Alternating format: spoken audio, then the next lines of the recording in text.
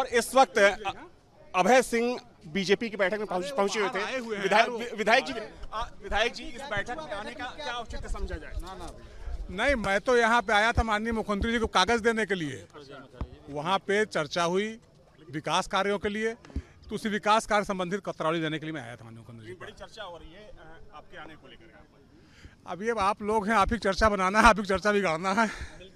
को लेकर के विधायक जी कोई चर्चा हुई क्या?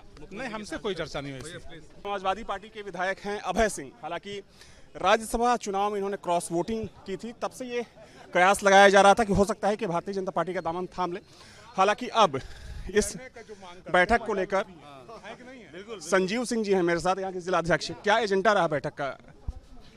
महाराज जी आए थे, कार्यकर्ताओं से कुशल क्षेम पूछा, उनकी हाल चाल जानी, उनकी प्राथमिकताओं को जाना। मिल्कीपुर में उपचुनाव है, उसके लिए उन्होंने मूल मंत्र दिया कि मिल्कीपुर चुनाव को जीतना है। अयोध्या की हार को लेकर भी कोई चर्चा हुई कि कमी कहाँ रह गई?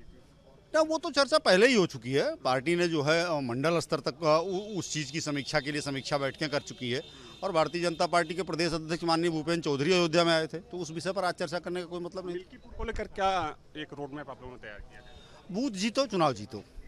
महाराज जी का नारा है कि बूथ जीतो चुनाव जीतो। सभी कार्यकर्ताओं को अपने अपने बूथ पर जाना चाहिए और वहाँ पर बूथ पर स्ट्रेटजी बनाकर उसको बूथ को जीतना चाहिए। हम बूथ जीतेंगे, चुनाव जीतेंगे। महाराज जी के इस गुरु मंत्र को लेकर कार्यकर्ता बूथ तक जाएगा, केंद्र और प्रदेश सरकार की उपलब्धियों को आम जन तक पहुँचाएगा, और जो पीडीए का नारा और संविधान के संबंध में जो है प्रोपेगेंडा फैलाने का काम किया था, वो 4-5-10 दिनों में ही पूरे प्रदेश की जनता जान चुकी है।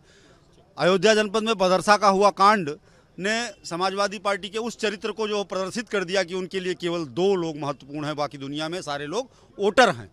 पूरी समाजवादी पार्टी से कोई आदमी वहाँ गया नहीं, कोई वहाँ देखने नहीं आया, तो वो सबको मतदाता समझते हैं।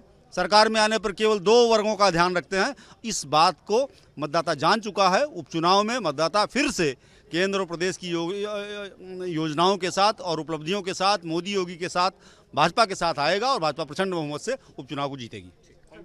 तो देखिए, मेरे साथ अयोध्या के जिलाध्यक्ष थे जो बता रहे थे कि आज की बैठक में क्या कुछ हुआ। हालांकि देखा जाए तो आज की बैठक इसलिए भी महत्वपूर्ण रही क्योंकि लोकसभा चुनाव के बाद सीएम योगी का ये पहला दौरा था, जिसमें अयोध्या जिले के जो तमाम बीजेपी के पदाधिकारी थे वो तो शामिल थे ही, साथ ही में मिल्कीपुर उपचुनाव के लिए जो टीम बनाई गई है प्रभारियों की, वो सभी प्रभारी इस बैठक में मौजूद थे। हालांकि हार को लेकर कोई चर्चा नहीं हुई, लेकिन आने वाले समय में उपचुनाव को कैसे जीता जाए इसको लेकर सीएम योगी के द्वारा पदाधिकारियों को मूल मंत्र दिया गया। वीडियो जर्नलिस्ट सैफुल हसन के साथ Avinash Singh, news nation Ayodhya. News nation अब व्हाट्सएप पर खबरों के ताजा अपडेट के लिए न्यूज नेशन के इस क्यूआर कोड को स्कैन करें।